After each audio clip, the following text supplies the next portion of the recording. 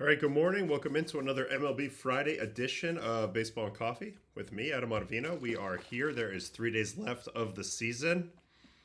A lot of tight races, So I see everybody in the chat.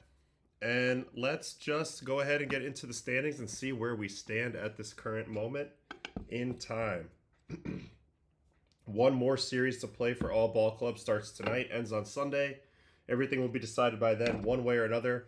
And we will be off to playoff land at that point. So hold on one second. Let me make sure that I have everything good with the chat here.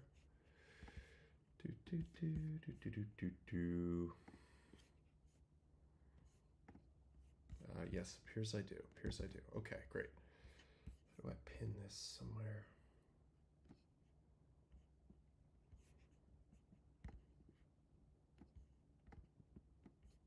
Okay, cool. All right, so here we go. In the standings, this division is still up for grabs, the AL East. Yankees and Blue Jays both win last night. They're deadlocked. The Yankees have actually won 5 in a row.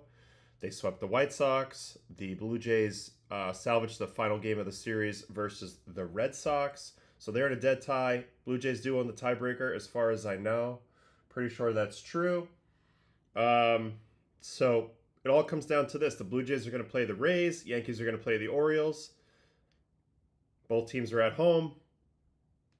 May the best team come out on top in the AL East. In the AL Central, Detroit punched back, which I did not actually expect yesterday. I thought they were going to get swept just with the way the momentum was. But they punched back. They beat the Guardians. They are in a dead tie. Guardians have the tiebreaker there. So same situation here. Dead tie. 3 games to play. Cleveland is home versus Texas. And Detroit is at Boston in a huge series for Boston as well. AL West is wrapped up. All the divisions in the National League are wrapped up, and we know the matchups, except for the last wildcard spot. We don't know yet, but it will be Cubs-Padres in one of the 3-game series.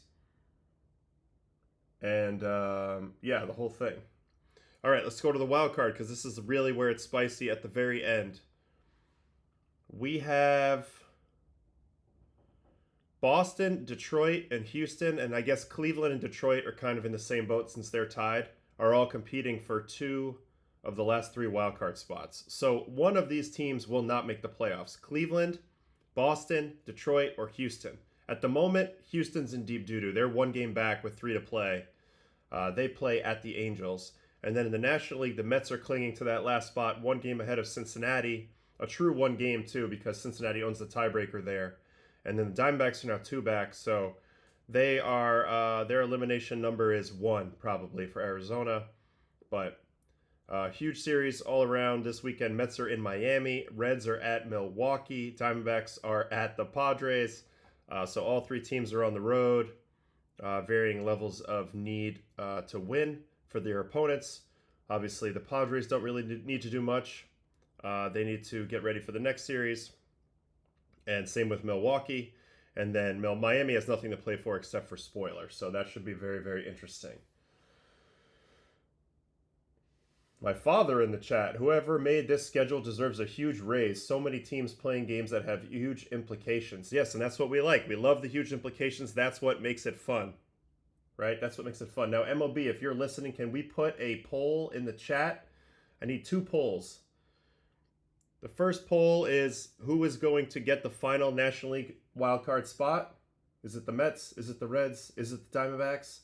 And then the other one is which American League team misses out on the playoffs? Is it Cleveland? Is it Detroit? Is it Houston? Or is it Boston? So hopefully we can get those in the chat. I hope somebody's listening in the moderation world. All right. Let's go to the scoreboard from last night and let's see what we want to look at. All right, hold on. Go back one day.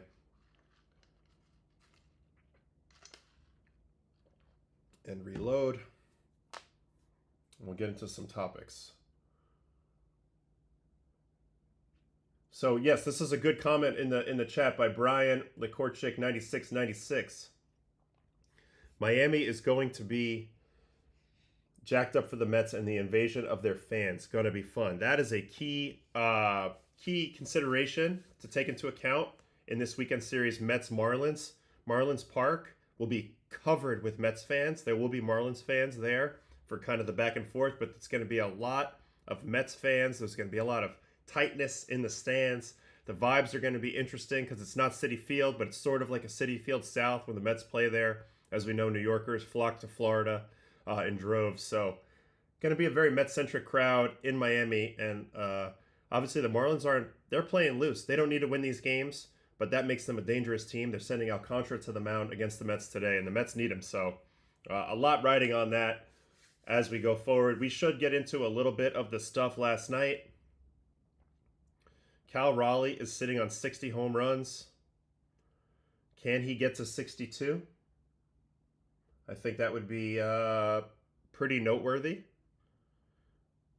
because he's right there. Can he pass Aaron Judge and break the clean home run record? All right, here we go. But this is like when we talk about the MVP race, and I know we're going to have MVP talk probably at some point.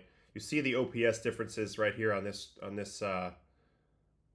that I'm poking around here. Judge is at 1,140, his OPS, and Cal Raleigh at 954. So that's where the Judge supporters say there's an obvious difference there. Obviously, you have to factor in being a catcher and all these things. So there's a ton of stuff, kind of riding actually on these last few games to really get these statistics in line, since people are so analytically inclined when they look at these things now.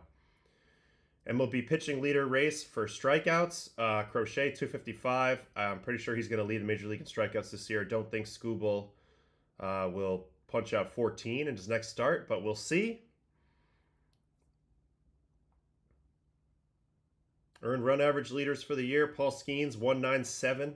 Incredible. Career sub-2 ERA on this guy, over 50 career starts.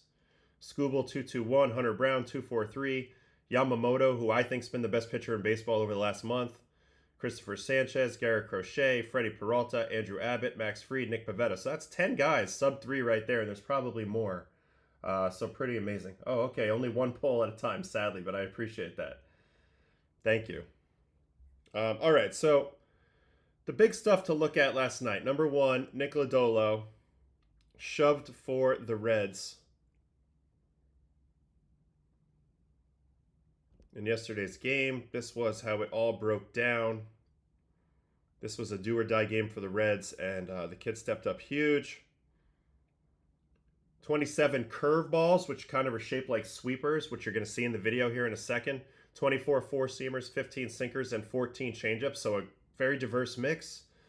He had good command yesterday. He got an absurd 27 whiffs yesterday, 59% whiff rate. This is the second time in recent days that I've seen a whiff rate over 50% for a game for a starter, which is epic. Savage was the other one in his debut, but 59% whiff rate is beyond. So let's get into the video. Pirates, Reds, Nicolo. Stepping up huge for the Reds. And I'm just going to show you the strikeouts, and we're going to see a little trend of where all these curveballs are. Below the zone, Chase, strike 3 right there. Joey Bart. Here's another one. Chase, below the zone, right there. Beautiful. Now Canario, another curveball. Chase, below the zone. See you later. So first three strikeouts, all on the same pitch. He was executing this pitch to perfection yesterday. And that's going to continue to be a theme here, as here is the fourth strikeout. Curveball, below the zone. So it's weird, though. The shape of this is kind of more sweeperish, in my opinion. Only negative 2.6 inches of vert, so there's some depth to it, not a ton. And 11.2, so it's bigger than a slider. This is like on the edge of sweeper territory. So this is like a slurve or a sweeper. Not that these titles really matter, but anyway, big time there. And then Nick York. This time it's a changeup. Get some fishing away. So lefties have been incredibly impressive this year in general in 2025. One of the themes this year is left-handed pitching has really dominated. We've seen some unbelievable performances of guys who are able to get below the zone, fadeaway changeups, ride fastballs up top, still pitch in. Lefties are being taught really, really good combinations, and a lot of guys are executing them. Nick Gonzalez. This one's the four seam. There's that up and away swing through. So his chase locations were extremely well executed in this game, and he honestly made it look quite easy. Here's another curveball below. And the Pirates were swinging. They were waving at everything, and you get a little bit of an idea of why the whiff rate was so high in this game. Here's one looking. He shoots one to the up in. So he's been throwing everything away from guys. Surprises Joey Bart up in. So that's kind of the antidote when you see a batter leaning out over. You'll notice Joey right here in his initial move to the plate. He's ready to dive. You see that? Shoulders going in. Where's he looking for the ball? He's looking for the ball out here. But Lodolo's got that angle. That upshoot coming in. Utilizes it here to great effect. And locks up. Joey Bart thinks this ball's in on him. And that pitch has got a whole lot of plate. Really nice catch by Trevino. Haven't watched him catch much, but obviously I watched him catch a lot with the Yankees, so I know that move when I see it. Really good at catching the top of the zone fastball right there. So nasty. Then we're back to getting guys to swing and miss. Here's a four seam, probably up away. Yep, can't get them to hold up. The level of chase he induced in this game was outstanding, but how did he achieve that? Mostly by being 0-2, 1-2 all the time and putting the pressure on the batters to protect the plate. Curveball down. Works again. Nick Gonzalez. Curveball again. And this one's not even close, which speaks to the illusion that he's creating out of the hand, that he thought that this was a decent pitch to swing at out of the hand. Shows you that the combination of the spin, the break, the velocity, and the angle at which he's throwing from. See the arm angle here coming through. Everything on the screen is going to go right to left. This pitch is no different, except you don't know if it's going to stay, it's going to fade a little bit like the changeup, or if it's going to hit the deck like this curveball. Sure enough, this is the curveball in the dirt. I know my drawing's in the way, but he can't hold up. And see you later. So that's Nick Lodolo. Huge game, steps up, massive. Oh, one more strikeout for good measure. Andrew McCutchen. And just another example. So again, I've talked about this time and time and time again. You're a young pitcher at home. You want to strike guys out. Practice throwing, breaking pitches, pitches with depth below the zone.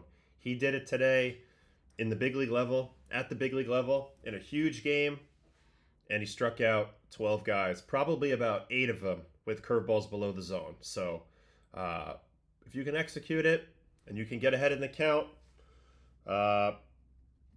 huge benefit to you as a pitcher. So practice that at home, folks, especially if you're a kid. You have to learn how to throw strikes, and you have to learn how to throw balls on purpose. Those are both part of pitching. Those are both part of having command. Chat thinks Mets will make NL postseason and Astros will not make AL postseason. Okay, thanks, chat, for voting. They think the Astros will miss out. I mean, this is pretty much a math problem right now. Guys going with the favorites, so we don't see any last-minute switcheroos in this last series in the chat. And then we got a little talk about the MVP race over here. Let me switch to the solo for a minute while I look at the chat, which I have. Oh, some reason I get it on this other computer. You know what? Actually, I do have it popped out on here. Let me look. I can see this better.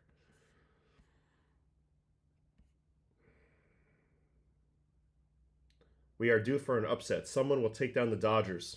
Well, the first round is going to be in LA, so it's going to be interesting. Mets have to clinch this weekend. Marlins can't spank them. Cohen's going to pop a vessel.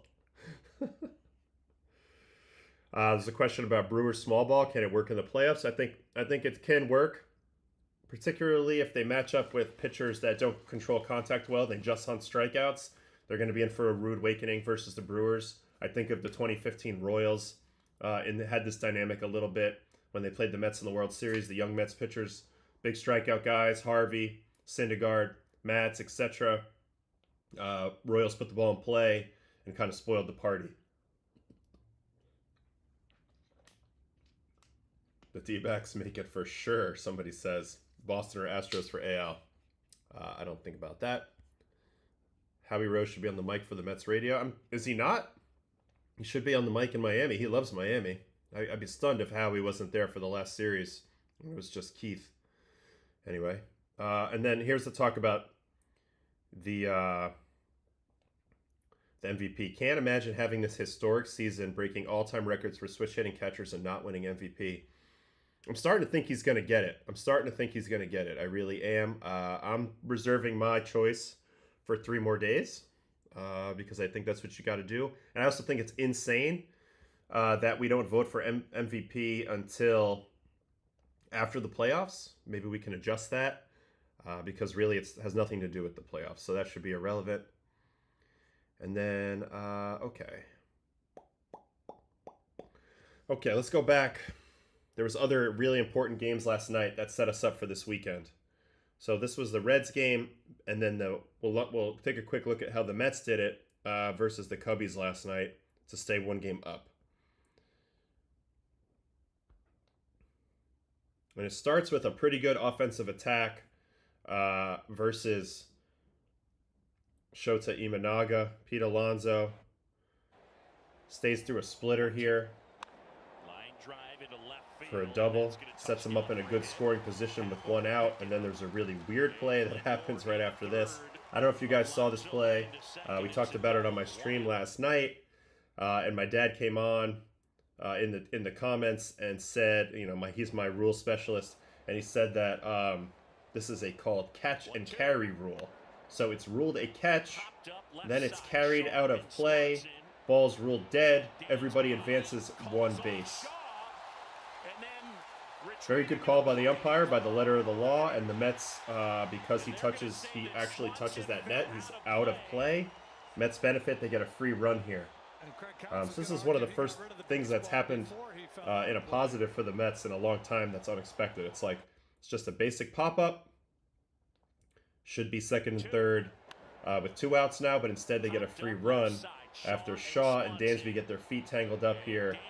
Dansby still catches it, but he falls in the stands, and that ultimately costs them. And then Nimmo comes through with a clutch hit right after that.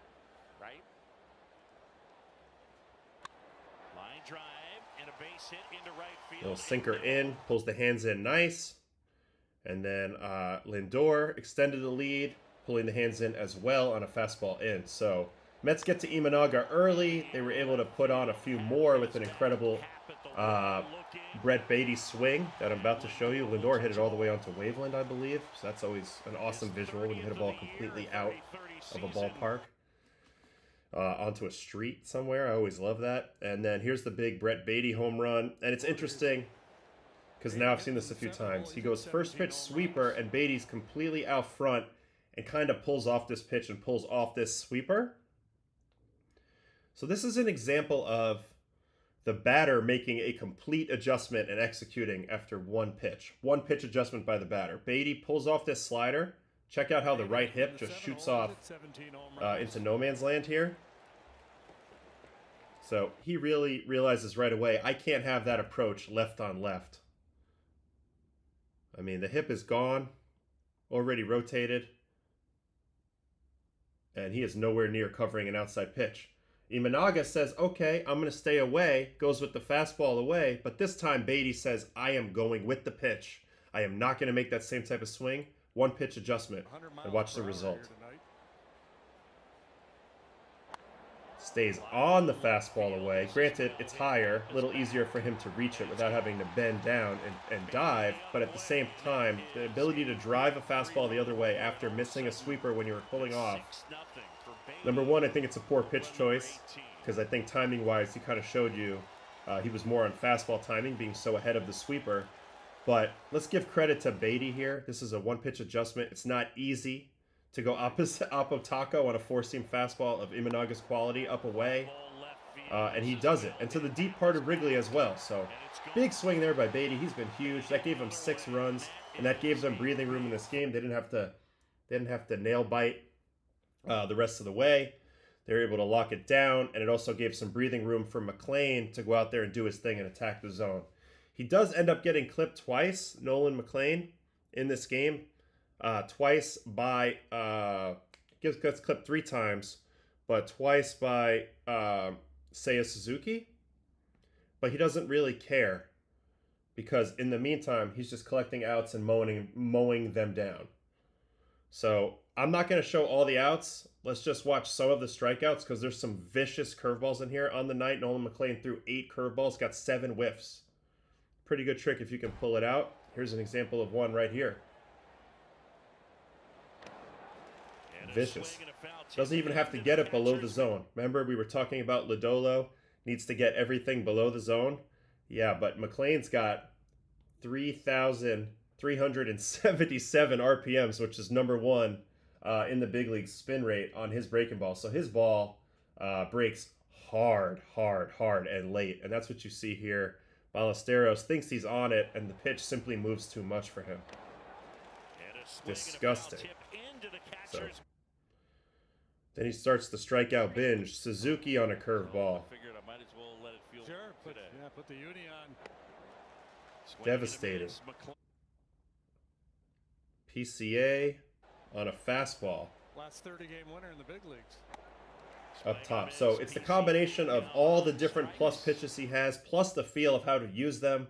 It's really, really remarkable for a rookie. And McLean is the ace of the Mets. Let's hope he gets another start, because if he does, that means it's in the playoffs and it's probably game 1. There's that curveball again, dismantling Shaw. Michael Bush is going to get a curveball. And I know that there's TJ Antone, who is Captain Hook. You know, there's Adam Wainwright, Uncle Charlie.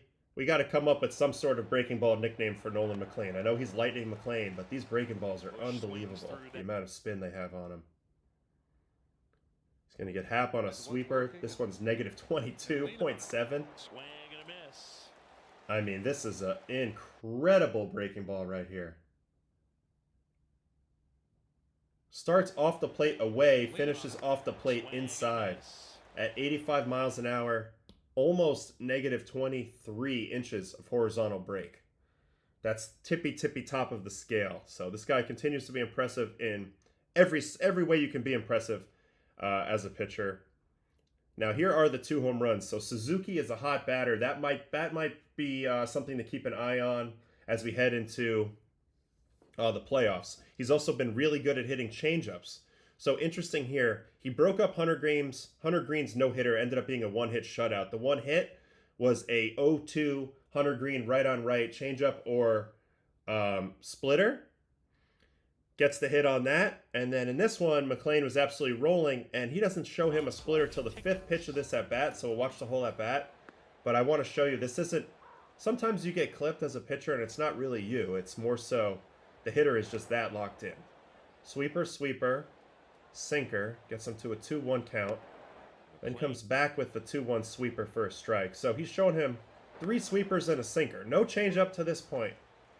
So even though this pitch is in the zone, I think most people would completely miss it. But not Suzuki.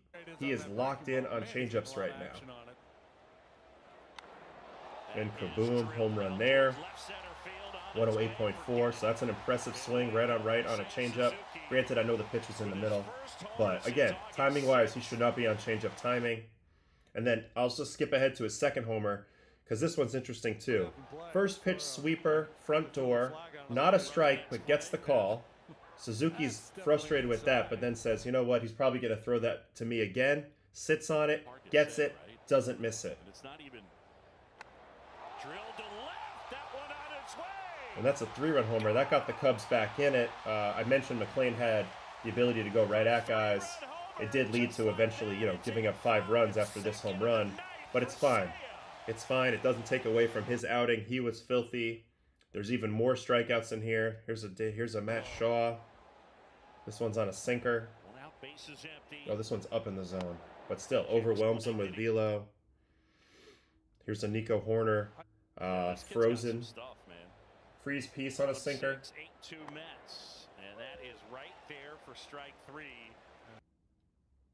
According to BBWAA website, voting for MVP in other words concludes before the postseason begins. I hope so. I was told something different on my stream the other day, so that makes me nervous. And then anyway, that was his last strikeout. So Nolan McLean, another unbelievable outing from him.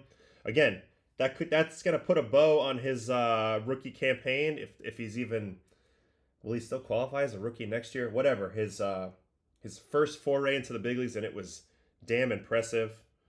What did he end up with? Because now this should be up here now. Nolan McLean, Lightning McLean. He ends up 5-1 with a 2.06, 8 starts, 1.04 whip. Fantastic. Hard to be better than that. Sinker, sweeper, curve, four seam, change, cutter. Does it all, has it all. Very, very impressive.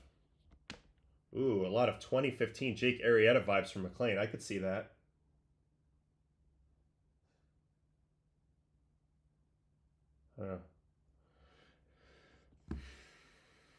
Yeah, so he's been a savage. I mean, this is laughable though. Look at the curveball.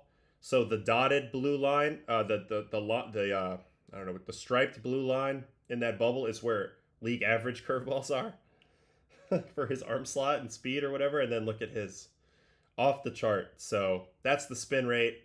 That's one of the things that makes him special. And you see the same effect with the sinker and the changeup on the right here, these green and orange dots.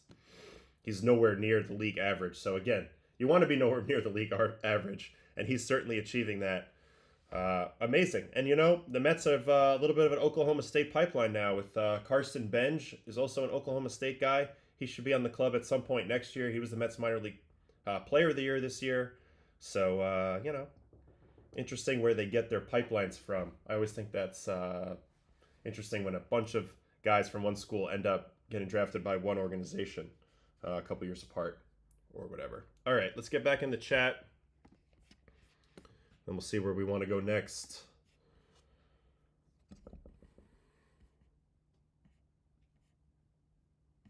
People are asking about the app. This is a private app, MLB app, Dugout app. So that's why we're rocking it.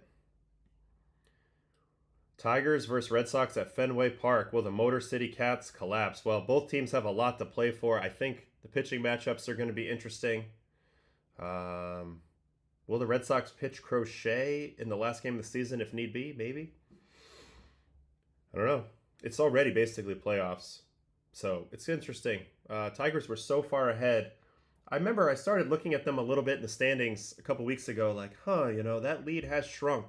But it felt pretty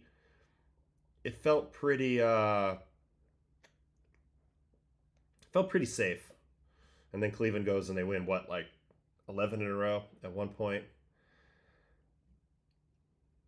They throw a lot of splitters in Japan, so Suzuki has been seeing that pitch for years. Spectre, I agree. That's a good observation. I do think just the nature of what you have seen a lot in your career can shape your level of anticipation and your comfort facing those types of pitches. What is more harmful, splitter or changeup? I don't think either is inherently harmful. I think there are different challenges throwing different pitches, but you can train yourself to safely throw them. When you prepare for hitters and teams, how do you do so? I've heard some teams will game plan for Muncy specifically in the Dodgers lineup. Why is that? Muncy's a tough matchup. You don't really see a ton, if I recall, on the scouting report on him. He does struggle, I think, sometimes with super high velocity, but I didn't have that. So he didn't chase a lot. You know, a lot of guys have an element of chase, so you have to figure out how to get him out within the strike zone and then how to set him up for freeze. The way I would always study for teams and certain hitters is I would only try to premeditate the first pitch. I wanted to have a full conviction level. I wanted to be fully committed to whatever I wanted to throw first pitch.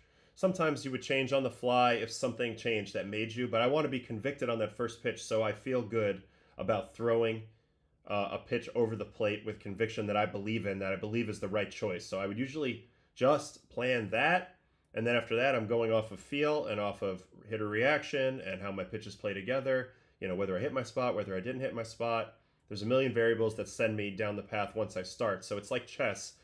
All I do is I open the same way. I have a couple different openings versus righties, a couple different openings versus lefties. I use those over and over again, and I read the game from there. But that doesn't mean I don't know more things about the hitter. I know what type of swing they have. I know whether they have a two-strike approach. I notice if they have a leg kick. I know what their timing mechanism is. I look at the numbers. Do they clobber one pitch over another pitch? Is there a safe side of the plate? Like, you need to know all these things, and I kind of have them in my back of my mind when I'm in between on things. normally I want to do things based on my strengths, but if you're in between, then you'll hedge towards the hitter's weakness a little bit if you're kind of between your own strengths and what to do. So that's I think that's a pretty good answer there. I hope that helped. Why is Japanese player throw splitter more than changeup? Splitter have more differences with changeup. I just think that the Japanese players are trained more often than not to have to get perfectly behind and backspin that fastball, and there's been a lot of mechanical focus on getting guys to come straight down as opposed to being on like a slanted angle of arm path. Now, it's not universal, but seems like most guys are more over the top. That lends itself very well to a splitter. I also think with the smaller hands, sometimes changeups can be tough sometimes with smaller hands, and I know people talk about big hands for splits too, but there's other ways to do this, and I think they just have a really good way of teaching it, and it's accepted over there. And I think for a while it wasn't in America, and so they had a little bit of a leg up there doing something that we weren't doing over here. Lenny, yes, I played for Dominican Toros del Este, that's right. La Romana, Dominican Republic, baby. All right, so that was two of the games that were important. This Detroit-Cleveland, we had a little talk in the chat about that. This ended up being a very interesting game in that Detroit finally punched back. They get 3 home runs in this game out of Jahmai Jones, Juancillo Perez, and who's the third one? Oh, Riley Green hit a nuke. Big home run, I think. Yeah, he hit a big home run. And they held down the guys you have to hold down, which is Steven Kwan mainly, and Jose Ramirez, only 1 hit. But if you really hold down Steven Kwan, then you don't have to pitch to Jose Ramirez as much. That's kind of the formula in my mind to beating the Guardians a little bit. Messick, who's been good, 2.72 ERA even after this game yesterday. They got to him a little bit. Tigers got to him. They went full bullpen game. Melton, Herter, Canley, Holton, Finnegan, and Vest, who was electric in the 9th with 3 strikeouts. So AJ Hinch is at that point in the season again where he's throwing everything at the wall and trying to, make magic happen for the Tigers, especially when Scooble's not out there. So it's going to be interesting to see if they can hang on. This series with Boston's going to be really, really exciting. Former manager and bench coach combo going head-to-head here. Cora and Hinch, they've had battles over the years, of course, and this is just another one of those. So we can watch the home runs real quick because the Tigers hit some big ones. Tigers and Guardians.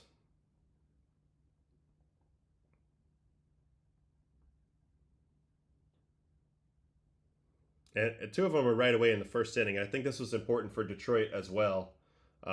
Just getting off to a good start in this game. Jahmai Jones, leadoff home run. And this ball is crushed. This ball is a 110 exit velocity. So they needed a little spark in this game. They had lost, I think, 7 in a row coming in, and maybe that many to Cleveland individually in their matchups. So they needed a little spark. They needed to play from out front in this game. And Jahmai Jones provides that right away, and then Perez doubles up on it, takes advantage of a little slider here in the bottom of the zone, and smacks that over that mini green monster they have in Cleveland. So immediately 2-0, gives the Tigers a little bit of breathing room, lets AJ manage from out in front when he goes full bullpen game. And then they were able to tack on another run with this Riley Green home run, and this ball was crushed. 107-2 at 29. Loves the ball down, one of the scoopiest swings in the game. But Riley Green's had a heck of a year. He put it together from start to finish for his first, pretty complete year. 36 homers this year for him. And then the Tigers went from there. I mentioned Will Vest with 3 strikeouts in the 9th. You can see how much he wanted this one. And honestly, I was thinking when I was watching this 9th inning, this would be the ultimate game that you could not blow. And not just because of the record, but also because if you blow this game, the team completely quits the last 3. You need to win this game to keep the vibes high. So you'll see how juiced up he is after this strikeout. He felt it. I mean, he gets out of the frame so fast here. Adrenaline is a hell of a drug. And Detroit holds on, and they earn a date with Boston here. And it's all up in the air. Destiny, we'll see what Destiny has for these teams. All right, let me get back in the chat for a sec before we head off to another place. If Mets lose that last slot, is that the highest payroll failing to make the playoffs ever? Probably. Because their number's so high, so I would say yes. Thanks for all the love in the chat. Appreciate that. You know, football, we all know that that's a big, has a big gravitational pull, but baseball's got a lot of awesome stuff going on.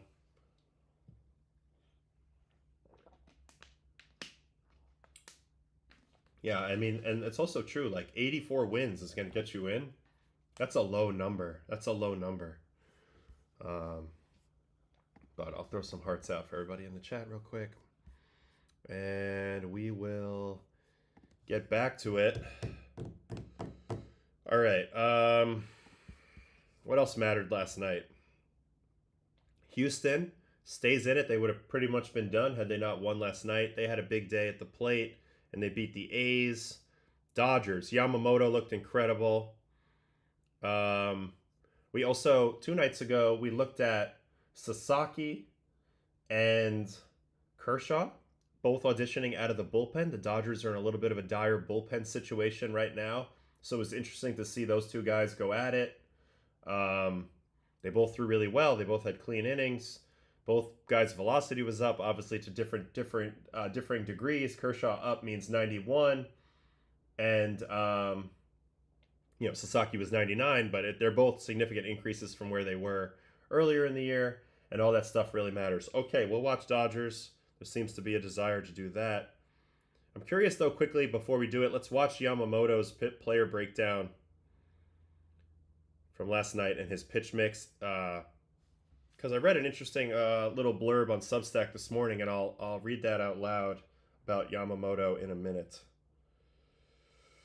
So, on the night, 25 splits, 24 curves, 19 four-seamers, 14 cutters, 7 sinkers, 5 sliders. He was able to get 36% whiff last night, most of them coming on curveball. 11 swings on curveball, 6 whiff. Very, very nice there.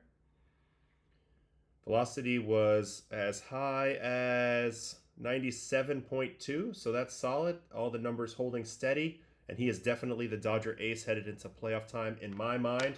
Here is what it said. This is in Lance Brzdowski and his Substack, which is really quality stuff if you don't follow this guy. Dodgers, Yoshinobu Yamamoto has been stellar since August.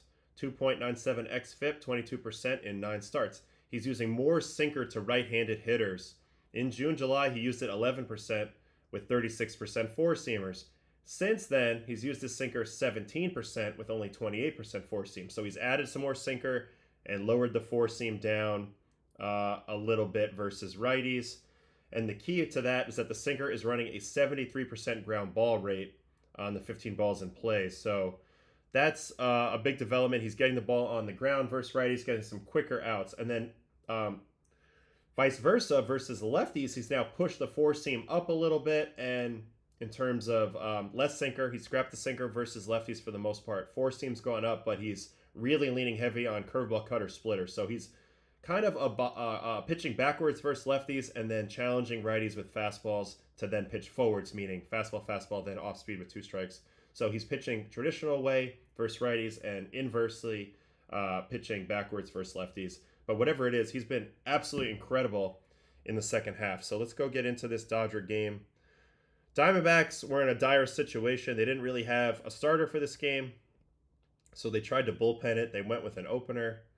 They went with Jalen Beeks, who at one point was closing for them as an opener, and it did not go well. The combination of Beeks and Krismat, Dodgers just got an absolutely massive lead in this game, jump-started by Freddie Freeman, always ready to hit Freddie, smacking a ball to right field. I believe this was like 107, 108. And they had a little bit, they had a little microdose of offensive contribution from pretty much everybody in their lineup last night. Everybody did a little something. So there's a Freddie home run. Here's a Pages home run. It's a big run, the 2-run homer in the 4th inning last night. He's been outstanding defensively as well. And he's bidding for another home run. Does a great job on low pitch there, stays through it, similar to what we saw with Pete Alonso earlier. So he contributes a homer, and then here's a Shohei homer, and this is like an absolute gunshot. He throws him 3 straight changeups. This one's below the zone. One hands it out of the park. Only the unicorn can do this, and he hits it right in the pool, because of course he does. There was a little bit of Diamondback pool drama with the Dodger organization several years ago. Dodgers might have celebrated in that Diamondback pool. I don't think the Diamondbacks were too happy about it. Anyway, he hits it in there. So that's Shohei doing his thing, and then Freddie clips another homer. So Freddie with a 2-home run night. There was contributions in this game. Multi-hit game from Kike. Teoscar had an extra base hit. Overall, really good offensive performance all around for the Dodgers. That's encouraging. And what else is encouraging is Yamamoto continued to be the exact same guy he has been the whole season. We'll watch some of his strikeouts. Here's a split. Catches Perdomo looking.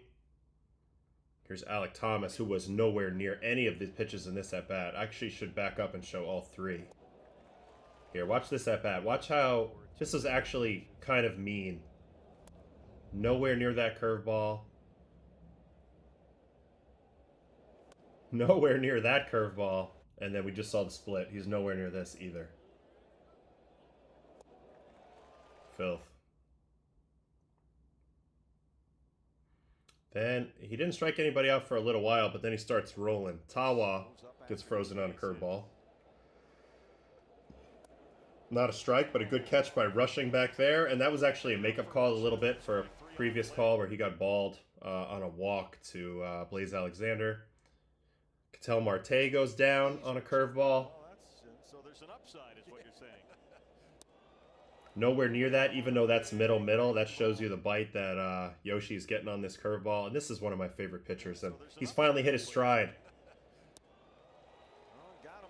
Watch out the rest of the league for the next few years. This guy is coming for all the awards, just like he won them all in Japan. Splitter, perfection. Corbin Carroll can't touch that.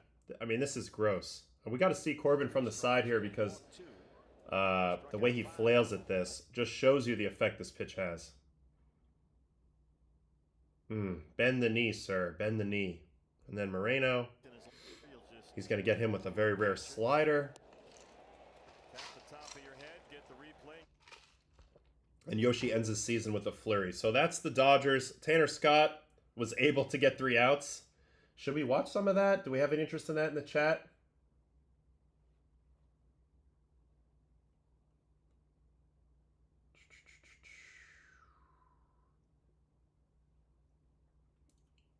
What are the key skills needed to be a baseball scout? Know the game inside and out. You know, I think. And understand it, you know, from a development standpoint as well. Take away Tanner Scott and Yates' 11 blow saves. They have 100 wins right now. I mean, that's true.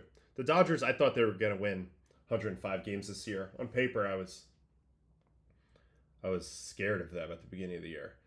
Nick Kurtz can do that. Yusuf, correct. Nick Kurtz is also capable of one-handing home runs. You're right. There's some other donkeys, but you got to give credit for Ohtani as well. Ohtani's an absolute freak. Dodgers really needed the team to get hot, and they are doing so at the right time. So here they are. They have, like I've mentioned before, it's all in front of them. They're going to host this 3-game series. They're going to have definitely the pitching advantage in the series and the offense advantage, probably. And they just can't choke it away. They can't get tight. Don't get tight just because you're the favorite, right? Don't get tight. So that was Yoshi. Curious about Tanner Scott. Velocity was up last night, 1.1 and 1.4 on the slider. He was able to get 3 whiffs on his slider. That's good. Will Klein has a big velo. They're auditioning him as well. Banda, we know about him. He was a big piece last year. So they're literally holding tryouts the last 3 days of the season for the bullpen. Kurt Laub, I'd rather face the Dodgers than the pesky Brewers. I don't disagree with that. The Brewers are very pesky, and the Brewers have some real pitching as well, although Woodruff going down really hurts them. So you're going to see Peralta, Mizorowski, and probably Priester in a 3-game series, and then the bullpen is now without McGill. That hurts a lot. Also Shelby Miller. So they're picking up the pieces a little bit, but they still have a lot of arms. And they are pesky. All right, where are we at time-wise? We are 45 minutes in, so we have time to look at another game probably. Kurtz did hit some dingers off of Valdez yesterday, which is impressive. Yankees made a nice comeback. Rodon got over the 200 strikeout mark. Toronto finally put the hammer down on Boston. That was a big win for the Jays. They did a bullpen game, which I'm surprised worked.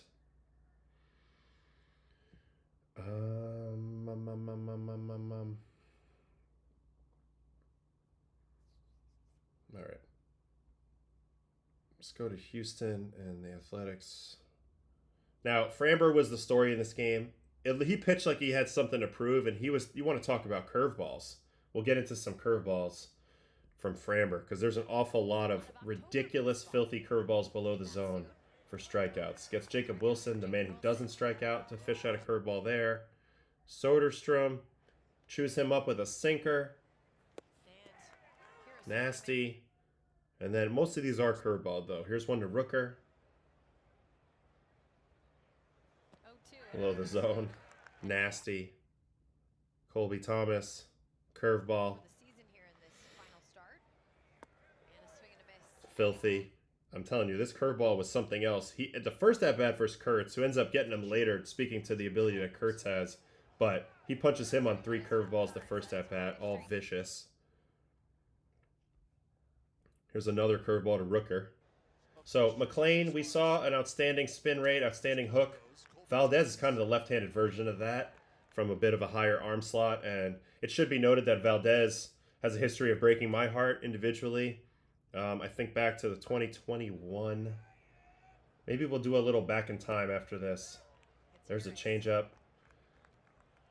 Because I want to remind everybody how important Framber is and how close the Red Sox were in 2021 and how my heart is still broken. And the A's have a good offense. Good comment there, Brian Korchik. 96 and 96 in the chat. Now, Kurtz, I mentioned before, he struck out the first time. Kurtz then, this is an impressive swing, takes a sinker oppo for a single. So we're simultaneously watching the excellence of both Framber and Nick Kurtz. We're going head-to-head in this game because these guys are super-duper stars. Nick Kurtz then homers on a curveball. So he's been making everybody look bad on a curveball the whole day. But this one, not even a bad pitch to Kurtz, and he still goes left center for the dinger. The big Amish. Incredible talent. I love it. Lancaster, Pennsylvania native. Franklin and Marshall College, shout out there. And that's when he clipped him there, and then does Kurtz hit another one? Yeah, hits one off of this dude, De Los Santos, also oppo. So, and this thing brought rain. This one's at 40 degrees, 105 at 40. I know that this ballpark is a Cracker Jack park, but he's definitely the Rookie of the Year this year in the AL. What a beast! What a savage! I freaking love this guy. He rakes. I love the way he keeps the hands up high from the beginning. Basically Jim Tomei. I've been saying that for a while. That's what he feels like to me. God, he's good. You know what's interesting here is this is something that you guys wouldn't notice. So this ball's hit. Watch this coach right here. This coach is going to immediately check the exit velo while the ball's in the air. That's what he's looking at right now at the board. And then he thinks to himself, he sees it, he sees the flight, then he says to the guy, this guy's got some pop or something like that. So it's crazy how the metrics get noticed right away by everybody. So anyway, Framber, we'll get back to Framber. He finished the game in vicious fashion. Finally gets Langoliers on a vicious curveball. Langoliers has 4 hits back-to-back days, by the way. That should be noted. But this one's insane. This pitch starts. Look, this is the top height of it, so right up this high.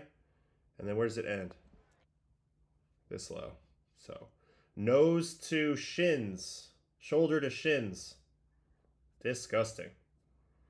And then Blade was his last victim, and he finished with gusto here, 96.7, so 97 miles an hour in the 7th inning, blowing doors. Framber is ready for the playoffs if Houston can get in. They're going to probably have to sweep the Angels this weekend if they want to have a shot at that. All right, so let me go back into the research tool for a second and try to pull up something. Searching for...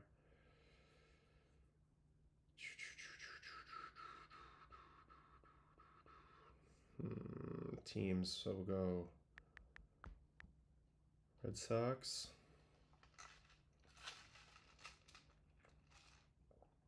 (2021) postseason. And then we got to look at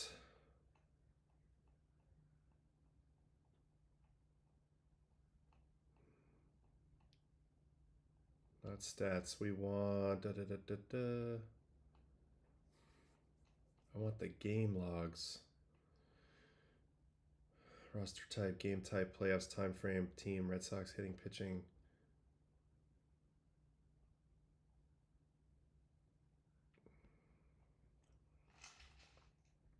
Hold on one sec, bear with me.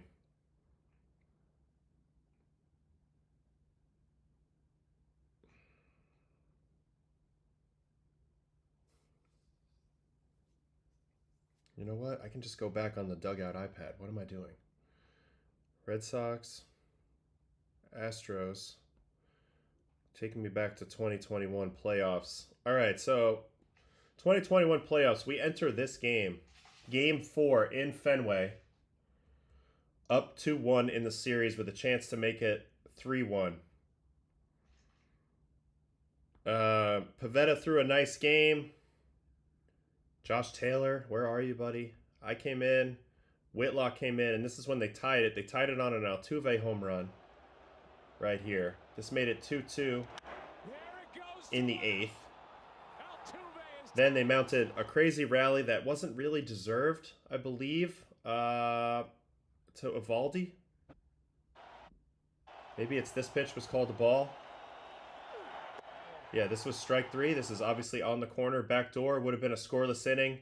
Instead, Jason Castro able to stay in there, get this hit.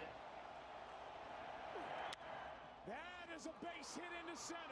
And then this ended up being a huge inning, kind of a crazy one.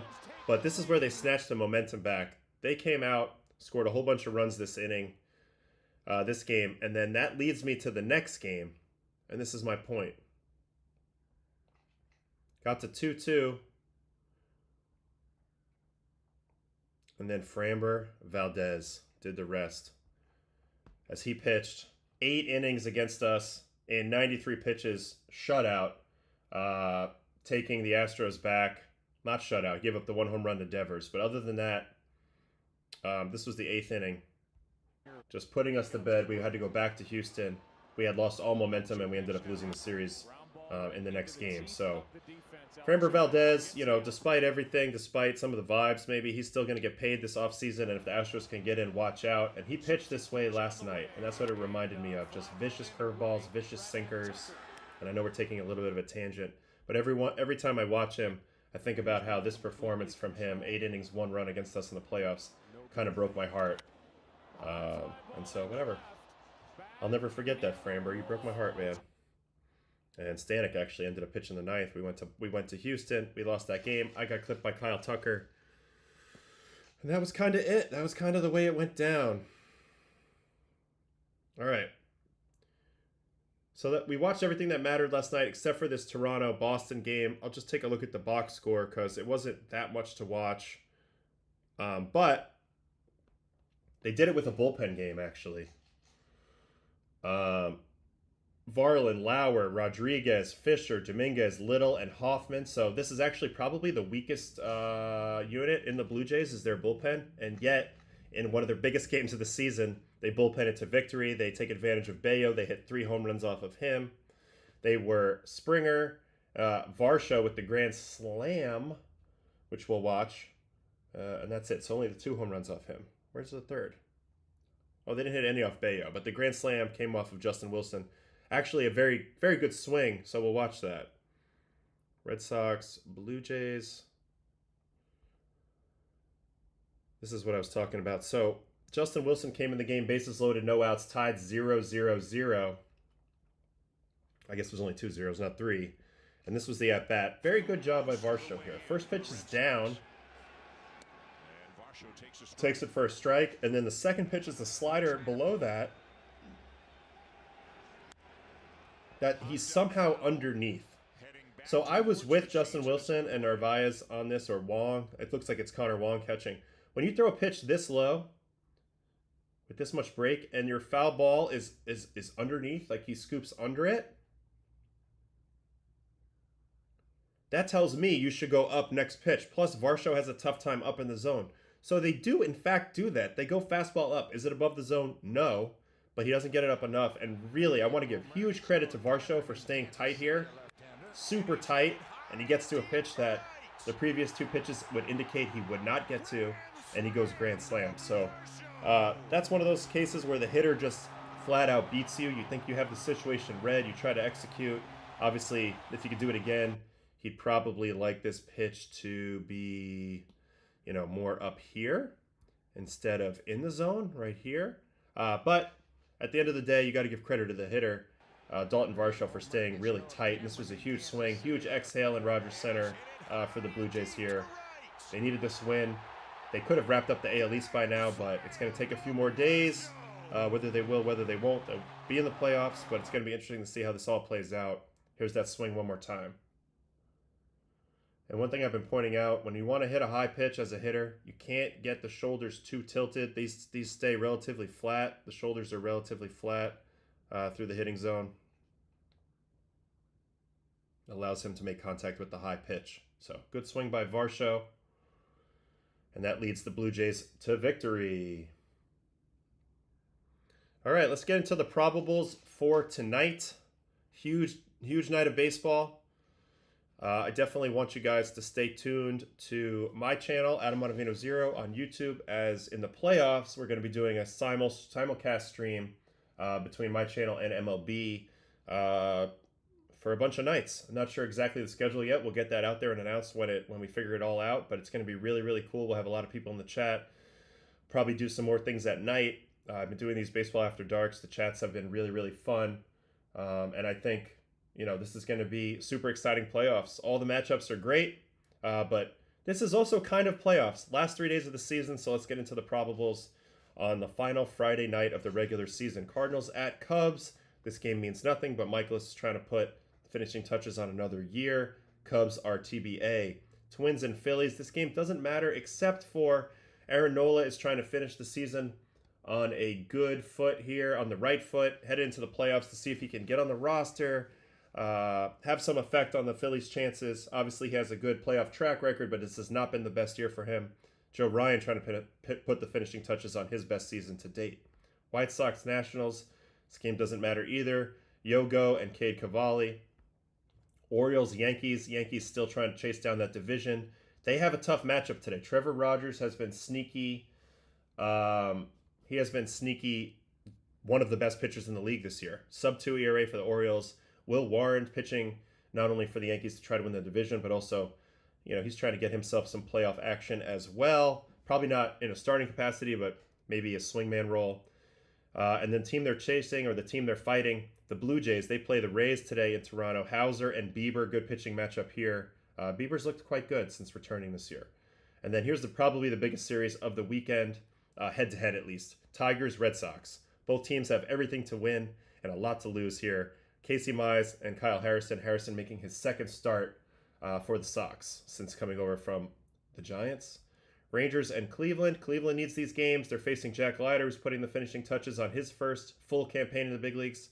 He's done a nice job this year. And Cleveland, who's been red hot, they did lose that game yesterday. They're in that spot. 3 games to go. Will they grab it, or will they lose out completely? Let's see.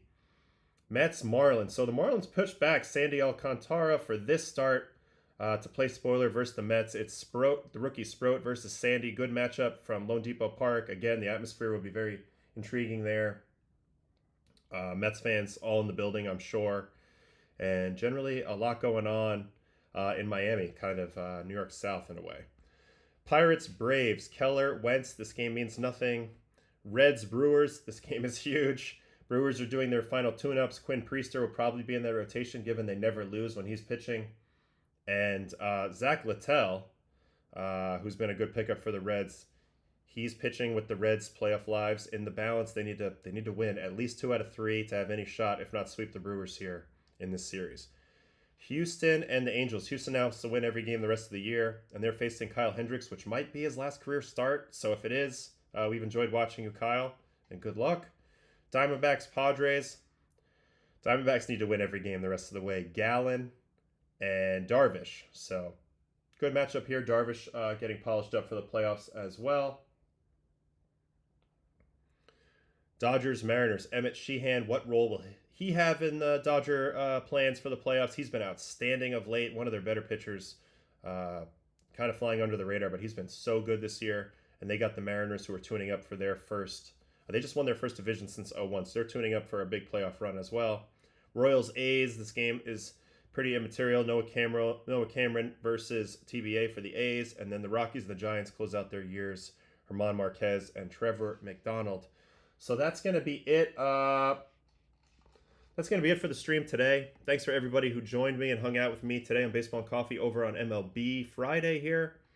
Catch me on MLB Now, talking a little bit for 5 minutes at about 12:15 today on the network. And then tonight, Baseball After Dark, 10 o'clock, third night in a row. We'll be rocking it Friday night. All the games, all the nail-biting stuff. We'll be having fun over on Adam Ottavino 0. So get with me if you'd like that. And if not, stay tuned for our next collaborations on the MLB channel coming next week during the first round of the playoffs. Thank you so much for hanging again. You guys are the best. The chat makes this fun. Really enjoying it. So enjoy the baseball. Football can wait. Big weekend for MLB. All right. Enjoy it. See you guys.